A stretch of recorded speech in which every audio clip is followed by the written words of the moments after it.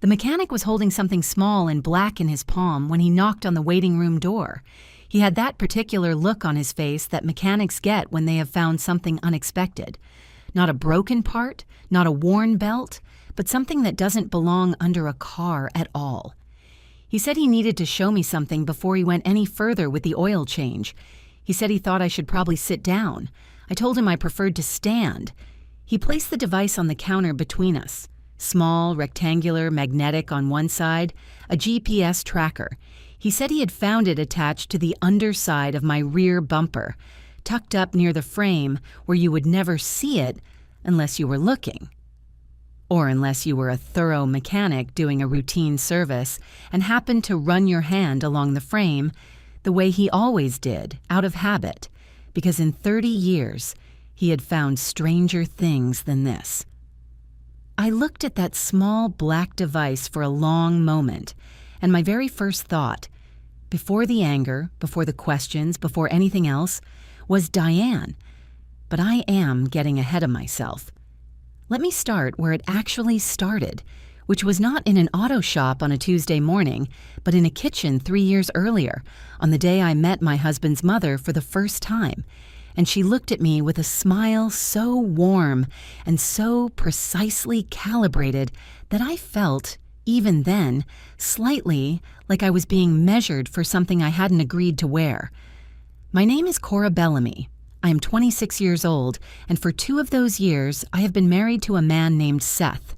Funny, attentive Seth, who could fix anything with his hands and made the best scrambled eggs I had ever eaten, and had a laugh that filled a room in the best possible way. We had met at a friend's barbecue, started talking about a book we had both read and both found disappointing, and had not really stopped talking since. I had loved him quickly and completely, the way you love something that feels like it was already yours before you found it. Seth's mother was named Diane, and Diane was, I want to choose my words carefully here, because Diane was not a simple person, and simple words don't do her justice. A woman of extraordinary competence who had decided, somewhere along the way, that competence gave her the right to manage things that were not hers to manage. She ran her household like a small, efficient country. She had opinions about everything and shared them in a tone so pleasant that you were 3 sentences in before you realized you had been disagreed with. She had welcomed me into the family with the warmth of someone who has already decided they are in charge of the welcome. She brought food when we moved into our house, good food, I want to be fair, really excellent lasagna, and arranged it in our refrigerator in a way that subtly reorganized how we had been keeping things, which I only noticed 2 days later, and which Seth said was just how she was, a phrase I would hear approximately 400 more times over the following 2 years. Just how she was included, dropping by without calling first because she was family and family didn't need to call. Just how she was included. Asking Seth questions about our finances in a tone so casual it felt like small talk until you replayed it later and understood it was an audit. Just how she was included. The very specific way she looked at me sometimes. Not unfriendly, never unfriendly, but assessing. The way you look at something you are not entirely sure about and have not yet finished deciding. I had spent 2 years being patient with just how she was. I had been warm. I had been accommodating. I had eaten her lasagna and admired her garden and listened to her opinions and said almost nothing when she rearranged things in my kitchen because Seth said she meant well and I believed him, and I was trying. On a Tuesday morning when a mechanic named her.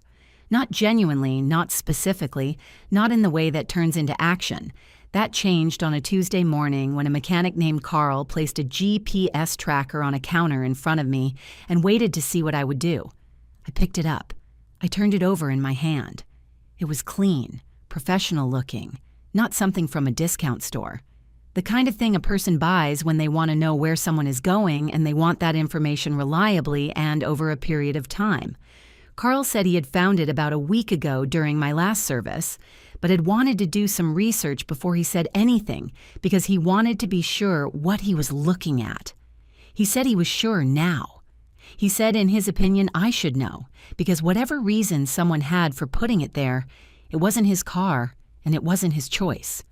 I thanked him. I said I needed a few minutes. I sat in the waiting room of Carl's auto shop with a cup of coffee I wasn't drinking and a GPS tracker on the table in front of me, and I thought about Diane, about every visit, every drop-by, every question asked in a pleasant tone that wasn't actually small talk, about the way she looked at me sometimes when she thought I wasn't paying attention. And then, underneath the thought of Diane, another thought arrived. Quieter. Slower.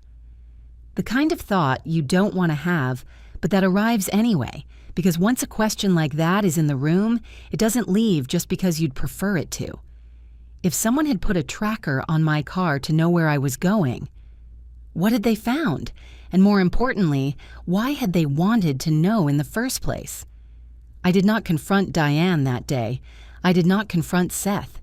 I drove home with the tracker in my glove compartment, and I made dinner, and I watched television, and I went to bed, and I lay in the dark beside my husband, and I thought very carefully about what I knew and what I didn't, and what the difference between those two things might cost me.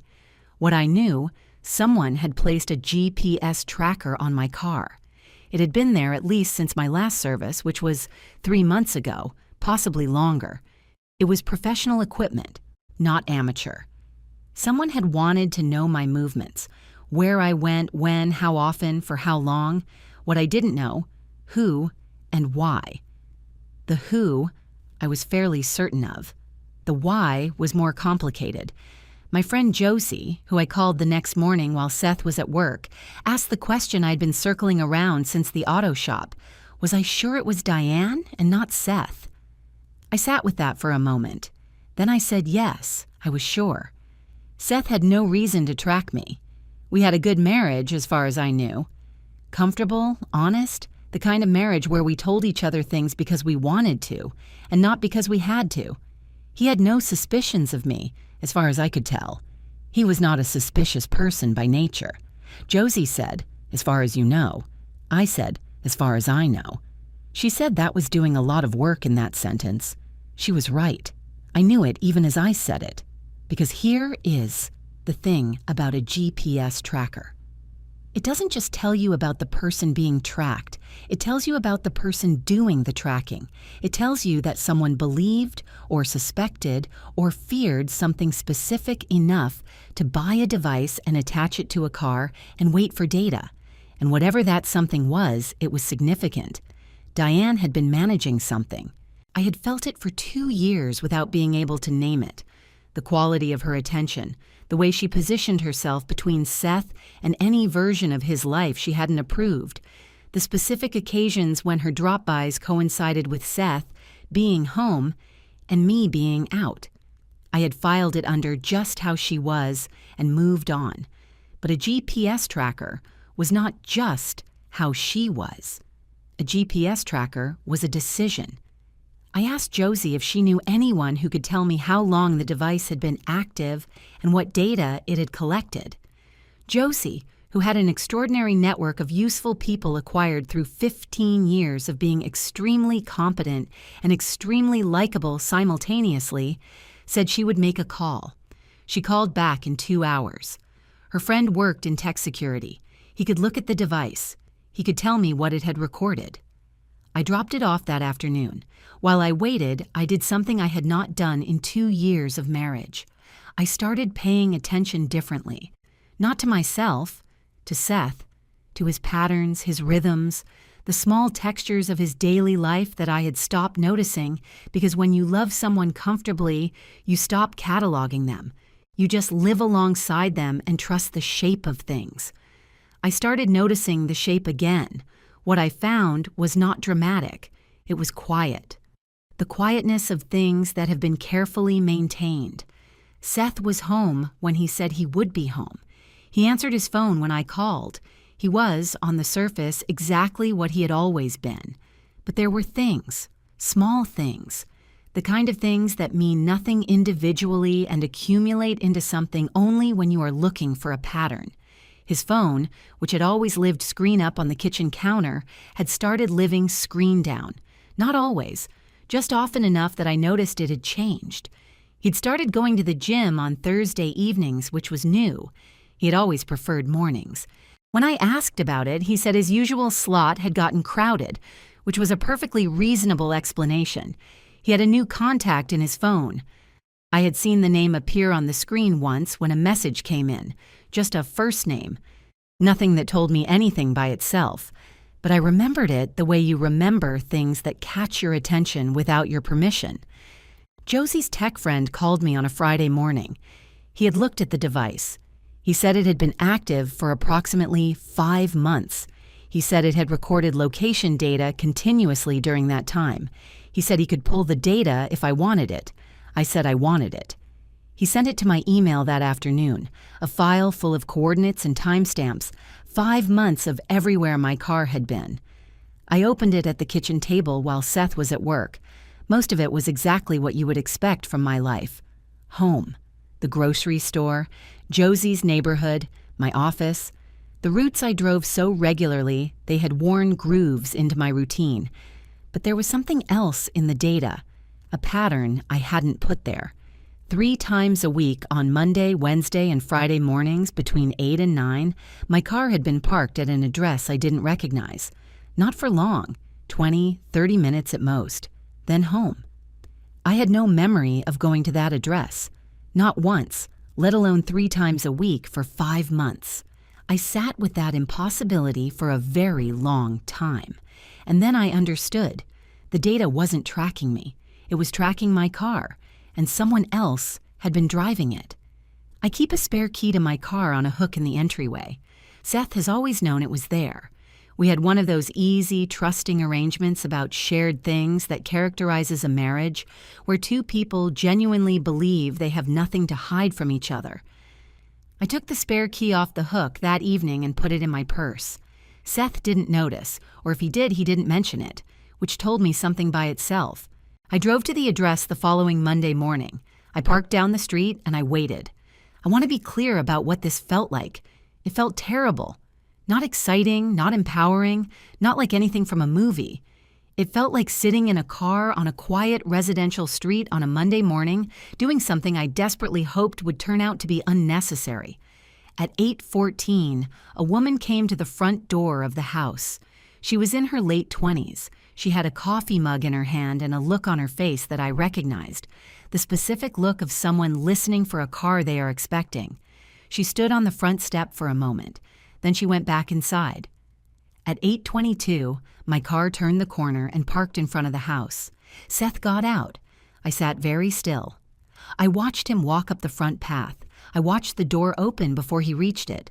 I watched him go inside. I sat in my car for 31 minutes. Then I drove home.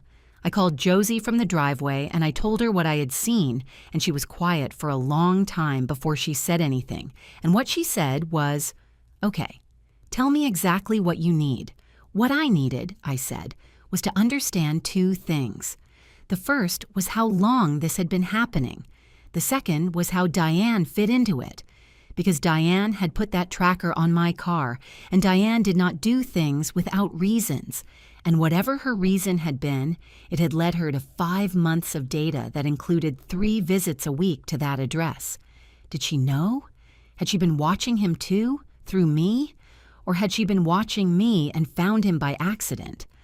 Josie said, "Those are 2 very different situations." I said I knew. I said I needed to figure out which one was true before I did anything at all. I spent the next week being extremely patient, which is the hardest kind of patience. The kind you exercise while sitting across from someone at dinner who doesn't know you know, watching them be normal and warm and themselves, while something very large and very cold sits between you that only you can see. Seth was exactly himself that week. Funny, attentive, scrambled eggs on Saturday morning, a movie on Friday night. I watched him, and I felt grief and clarity in equal measure. 2 things that don't usually arrive together and are very strange company when they do. On Wednesday, I called Diane, not to confront her, not yet. I called with the specific, careful purpose of listening. listening to how she spoke about Seth, about our marriage, about the routines of our life, listening for the thing underneath the pleasantness. She was warm on the phone, as she always was. She asked about my week. She mentioned she had been by the house while we were both out. She did this, occasionally. She had a key for emergencies, another just how she was arrangement I had accepted without question. She said she had dropped off some things from her garden. I asked, very casually, how Seth had seemed lately, whether she thought he seemed well. There was a pause, very brief. A fraction longer than a pause needs to be when the answer is simply fine. She said he seemed a little stressed with work, but that he was managing. She said it in the smooth, careful tone of someone giving an answer they have prepared. I said, of course, work had been busy. I said thank you for the garden things. I said I would see her Sunday. I hung up and sat for a long time. She knew, I was certain of it now. She had put that tracker on my car to find something, and whatever she had found, she had not told me. She had been sitting on 5 months of data that included 3 visits a week to a woman's house on the other side of town, and she had said nothing. Not to me, and from the looks of things. From Seth's easy, unchanged behavior. Not to Seth either. She was holding it, collecting it. For what? If you are listening to this and something about it feels familiar, that particular patience of living with something you know but haven't yet said, I see you completely, and I'm so grateful you're here. A like or a subscription means more than I can say. It's what keeps these stories going. I called Josie that evening. I told her everything I had put together. She listened all the way through without interrupting, which for Josie was a significant act of restraint. Then she said, Cora. She knew and she said nothing. That means she wasn't trying to protect you. She was collecting leverage. I said, leverage over who? Josie said, that's the question, isn't it? And I thought about Diane, competent, managing Diane, who ran her household like a small country and had opinions about everything and positioned herself at the center of every situation she could reach, who had always needed to be the most important person in Seth's life, who had never fully accepted a marriage she hadn't chosen. I thought about what 5 months of data on her son's affair would be worth to a woman like that, and I started to understand what she had been building. I had 1 week before the family dinner Diane hosted every month. 1 week to decide what I was going to do with everything I knew. 1 week while Diane sat on her leverage and Seth kept his secret and I kept mine, the 3 of us moving through the ordinary days of our lives like nothing at all was about to change. I used every one of those days carefully. I want to say something about what I did not do during that week because I think it matters. I did not confront Seth. I did not call the woman at the house on the other side of town. I did not show up at Diane's door with the GPS data and my conclusions and the specific fury of someone who has been lied to by 2 people at once. I did not do any of those things, even though all of them were available to me, and some of them were very tempting on certain evenings when I was tired, and the coldness between what I knew and what Seth thought I knew felt almost unbearable. What I did instead was prepare. I called an attorney named Margaret Holt, who'd been recommended by Josie's cousin and who turned out to be a compact, precise woman in her 50s, who wore sensible blazers and had the habit of asking exactly one question at a time and waiting completely for the answer before asking the next. She listened to everything. Then she asked her questions. Then she told me what I had and what it was worth. What I had was substantial. The GPS data pulled from a device someone else had installed without my knowledge or consent. That device itself was evidence of illegal surveillance, she said, committed against me. The location history documented in that data, showing a pattern of visits to an unknown address during times my car should have been in my possession. My own eyewitness account of what I had seen on Monday morning, and 5 months of a pattern that, assembled and presented clearly, told a story that was very hard to argue with. Margaret said the illegal surveillance was itself actionable. She said the GPS data, while obtained through Diane's device, had been legitimately accessed by me and could be used. She said my position was stronger than I might have expected.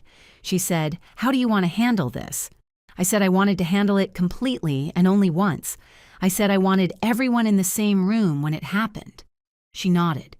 She said she had worked with people who felt that way and that she understood it. She said she would have the paperwork ready. Over the following days, I also spoke with Carl, my mechanic. He had been the one to find the device. He had documented it. He had photographed it in place before he removed it, had noted the date and the exact location. He said if I ever needed him to confirm what he had found and how, he would. He said it in the simple way of a person who understands that honesty is just the right thing, which in my experience is rarer and more valuable than it should be. I also, carefully, went through our finances, not in a dramatic way. I had legitimate access to our accounts. I used it. What I found was not shocking, but was clarifying. Charges that I now understood differently. A pattern of small withdrawals, cash, on Thursdays. The gym, I supposed, or whatever Thursday really was.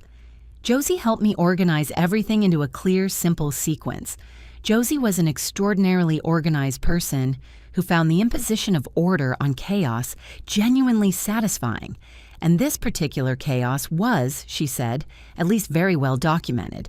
She said this while color-coding a timeline on her laptop. I told her she was the most useful person I had ever known. She said she was aware. At home, I continued being Cora. Dinner, television, Saturday scrambled eggs, the ordinary surface of a life that had a very different interior. Seth was himself, warm, funny, present in all the ways he had always been present. I watched him sometimes and thought about how extraordinary it was, the distance between who someone is and who they appear to be, not with anger, with something more like a quiet, steady sadness that had been there for a while and had finally found its name. Diane called twice that week.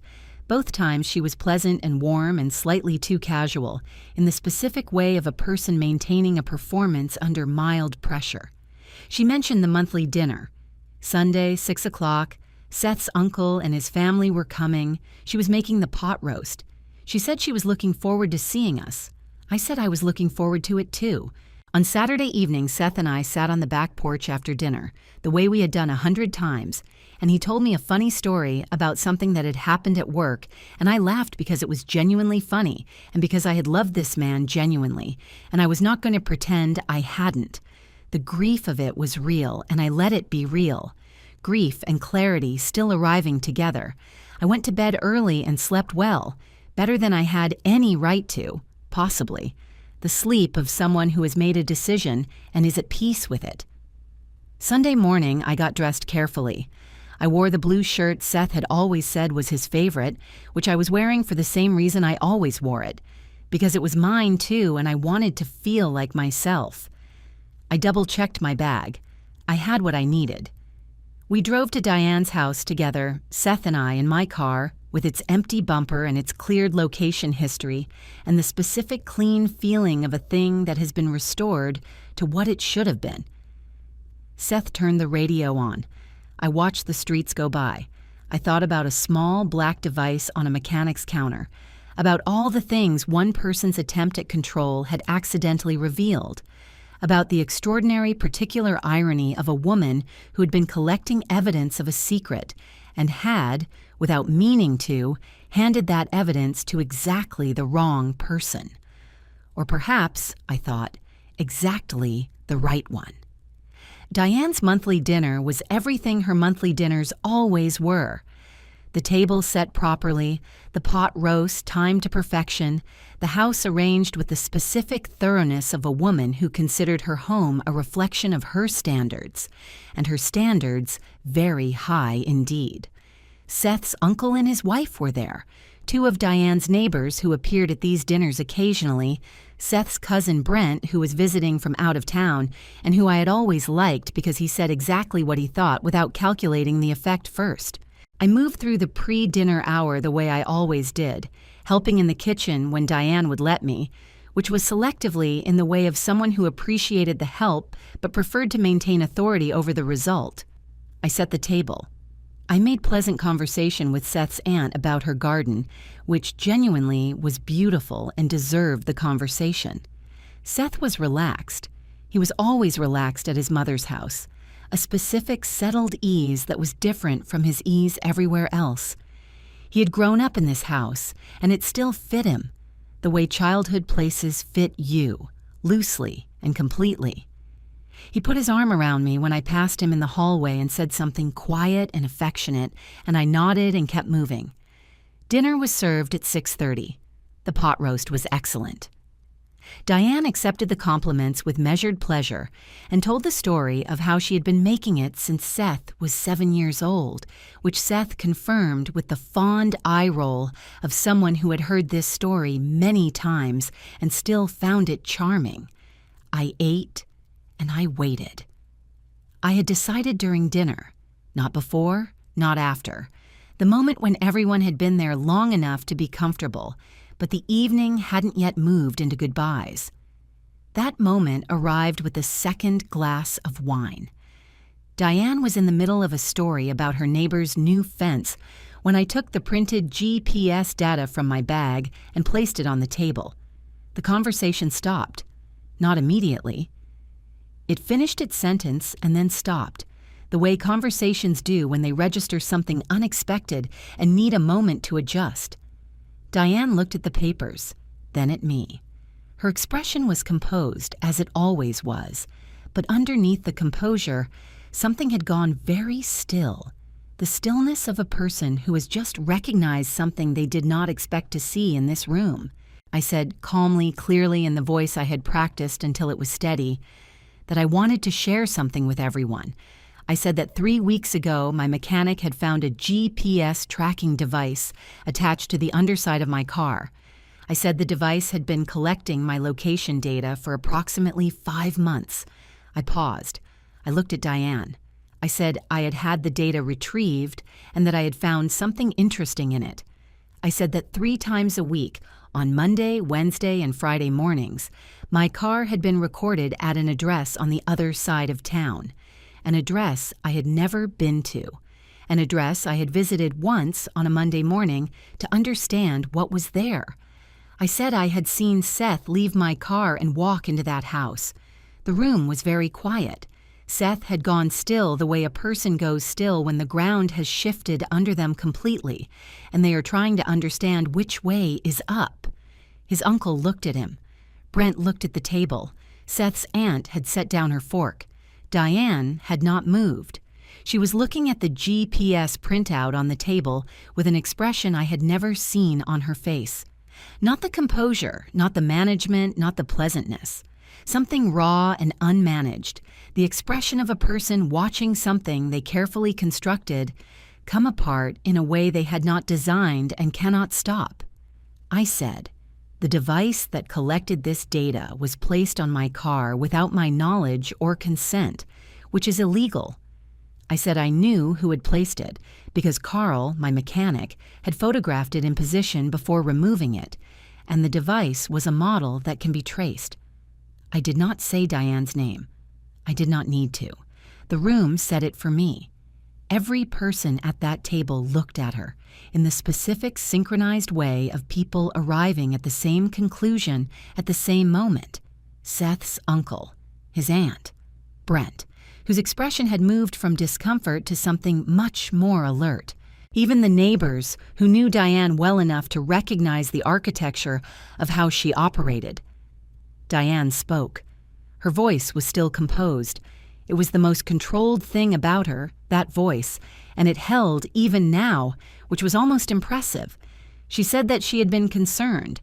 She said she had had reasons to be concerned about the marriage, about things she had noticed, and she had made a decision she now understood had been wrong, and she was sorry for it. It was a careful, precisely constructed apology that apologized for the tracker and nothing else. It was, I thought, a genuinely remarkable performance. Even now, even here. Seth said her name. He said it quietly in a tone I had not heard from him before, Not warm, not fond, not the ease of someone in a house that fits. He said it like a question he had been asking for years and had finally gotten an answer to that he wished he hadn't. Because Seth understood, in that moment, I watched him understand it, watched it move across his face. What had just happened? Diane had put a tracker on my car to find something, and the tracker had found him. And now every person at this table knew both of those things simultaneously, his affair and his mother's surveillance. Side by side, in the same revelation, neither one able to be addressed without the other. He looked at me. There was nothing in his expression that resembled the ease of 20 minutes ago. There was just a man seeing, clearly and completely for the first time, what he had built and what it had just cost him. I held his gaze for a moment. Then I folded the GPS printout and put it back in my bag, and I stood up, and I thanked Diane for the pot roast, which had genuinely been excellent right up until it wasn't, and I picked up my keys to my car with its clean, empty bumper, and I walked out. Margaret Holt served the divorce papers on Thursday. Her office had them ready precisely when she said they would be, which I had expected. Margaret was not a woman who was imprecise about timing. Seth received them at home. I had moved to Josie's guest room 2 days earlier on Tuesday while he was at work. I left the house clean and the refrigerator stocked, and a note on the kitchen counter that said, "All further communication should go through my attorney." It was a shorter note than the situation deserved, probably, but I had found that the longer notes were the ones that gave people room to respond in ways you hadn't prepared for. Seth called 4 times on Tuesday. I answered on the 4th call, because I am not a person who can maintain complete silence indefinitely, and Josie said this was a character strength even when it felt like a weakness. He said he was sorry. He said it several times and in several arrangements. I believed that he meant it, in the way people mean things when the consequences have arrived and the meaning of sorry has finally caught up with the size of what they did. I said I knew. I said the papers were coming and that we should both let the attorneys handle it. I said it kindly because kindness was not something I was willing to surrender even in this, and I hung up. The divorce was clean in the way of something that has been properly prepared for. Margaret had everything organized, and Seth's attorney, a reasonable man with no interest in prolonging things, worked efficiently. The settlement was fair, equitable, in the actual sense, not the performance of it. I came out of it in a position I had not expected, financially stable, with my name on a lease for a small apartment with a good kitchen and a window over a quiet street, starting over at 26 with the specific, strange freedom of someone who has lost something real and found something realer underneath it. The social aftermath arranged itself the way social aftermaths do, through the slow, efficient movement of truth, through a network of people who had known Diane for a long time and were now reassessing what they knew. Brent, Seth's cousin, had been at the dinner table. Brent said exactly what he thought without calculating the effect, as I mentioned, and what he thought about what he had witnessed he apparently shared with the frankness that characterized him. The story of the dinner, the tracker, the GPS data, Diane's apology that apologized only for the device and nothing else, traveled through the family and then beyond it, in the way that stories do when they are both true and extraordinary. Seth's uncle called Diane the following week. I know this because Seth told me later in one of our brief practical communications about the divorce proceedings, and it was the one piece of information he shared that I had not anticipated. He said his uncle had told Diane that she had raised a son who lied to his wife, and that she had helped him do it, and that both of those things were going to take a long time to be forgiven for, if they were forgiven at all. I thought about that for a while, about Diane receiving that call in her orderly house, at her organized kitchen counter, with her careful management of everything around her, suddenly revealing its limits. She had put a tracker on my car to find evidence she could use. She had found it. And then, through one conversation with the wrong person, me, on a phone call where I had listened rather than spoken, That evidence had found its own way into the world without her help or her permission, and had landed precisely where she had never intended it to land. On her son. Carl sent me a text 3 weeks after everything settled. He said he was glad he had said something. He said in 30 years he had found stranger things under cars, and he had not always been sure what to do with them, but this time he had, and he was glad. I said I was glad too, and that he had done me an extraordinary service without knowing it. He said that was what good mechanics were for. I told him I would be bringing my car back for the next service, and everyone after that. He said he would make sure to check the bumper thoroughly. I said I would appreciate that. Josie threw me a small dinner party when I moved into the apartment. 6 people. Good food, the specific warmth of friends gathered around a table in a place that is new and entirely yours. She made a toast. She said something about patience and clarity and the particular courage of people who wait until the moment is right. She said it better than I am saying it now because she had prepared it in advance, which was very Josie. I moved in on a Saturday. I unpacked my boxes in an apartment that smelled like fresh paint and possibility, which is the best possible combination of smells. I put my books on the shelves in the order I wanted them, without reference to anyone else's system. I arranged the kitchen the way I preferred without revision. I put a plant on the windowsill and watered it and went to sleep in a bed that was mine and woke up to a morning that was entirely my own. It was, I found, enough. More than enough. It was the specific sufficiency of a life that fits. Spring came into my new apartment with the particular gentleness of seasons experienced in a place you have chosen for yourself, where nothing is arranged by anyone else and everything has the quality of the first time. I had been thinking about what had happened, not obsessively, I was past obsessive, but in the reflective way that becomes available when enough time has passed that you can look at something clearly without it looking back at you with the same intensity it had before. Here is what I had come to understand. Diane had put that tracker on my car because she needed to know, not because she cared about me. She had made her peace with not quite caring about me 2 years before I ever came into it. She needed to know because knowledge was how she maintained control, and control was how she maintained her position at the center of Seth's life. She had suspected something. About Seth, about the marriage, about whatever she had been watching from the outside and had not been able to see clearly. And she had done what she always did when something was outside her management. She had collected information. What she had not accounted for was what the information would show. She had been looking for evidence that I was the problem, the wrong choice, the insufficient wife, the variable she could point to and say, "Here, this is why things aren't working." She had been building a case, and the case had pointed at her son.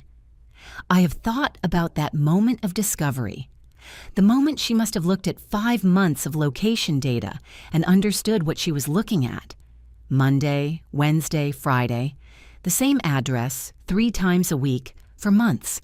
Her son's affair, recorded in coordinates and timestamps and delivered directly into her hands by a device she had placed herself. She had not told me. She had sat on it. She had been deciding what to do with it, how to use it, how to manage it, whether to confront Seth or to hold it, or to find some way to turn it into leverage over a situation she had lost control of. She had been calculating. And then I had shown up at her dinner table with the same data and removed the calculation entirely. There is something both terrible and cleanly just about that. She had tried to spy on me and found her own son. She had tried to maintain control and lost it completely. She had tried to build a case, and the case had been built against her by her own device, presented by the person she had been trying to surveil. I don't know what Diane felt in the days after that dinner. I can imagine. The competent, managing, arranging woman in her orderly house, dealing for the first time with a situation she had created and could not fix. I don't feel satisfaction about that exactly. What I feel is something more like acknowledgement, the acknowledgement that certain things have a way of arriving at exactly the right destination, regardless of the route they take. Carl sent me a Christmas card, which I found both unexpected and completely in character. It had a cartoon wrench on it and said, "Wishing you smooth roads ahead," and I put it on my refrigerator because I thought it deserved to be seen. Josie and I have Sunday mornings now, which are the best kind of regular thing. The kind that exist because two people decided they should and kept deciding it. She brings the good coffee. I make breakfast. We talk about things that are real and require no management and take up exactly as much space as they need. I am 26 years old. I live in an apartment with a good kitchen and a plant on the windowsill and my books in the order I chose. I have friends who showed up when it mattered, and an attorney who was ready when I needed her, and a mechanic who found something under my car and told me about it because it was the right thing to do. I am starting over at 26, which sounds like a setback and feels from the inside like the opposite. Here is what I know now, on the other side of all of it. Surveillance is not love. Tracking someone is not caring about them. It is caring about what they might do, which is a very different thing, and it produces a very different outcome. Diane had spent years gathering information about the people around her and using it to stay central, to stay necessary, to stay in control of a life that belonged to her son and not to her. She'd been so focused on watching that she had forgotten the first rule of watching. Eventually, someone watches back. I had not set out to expose anyone. I had set out to understand what was happening in my own life, using information that had been collected about me without my permission and that I had every right to access. What I found was not what I expected to find. What I did with it was simply tell the truth, in the right room, at the right moment, to the right people. The truth did the rest. It always does when you give it the room. Seth had built something on a lie, and it had stood for 2 years, long enough to feel permanent, long enough for everyone involved to stop looking at the foundation. One dinner, and it was visible. All of it.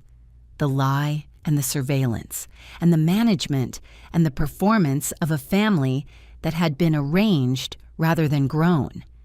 My grandmother used to say, "You cannot hide what you are in a room full of people who are paying attention."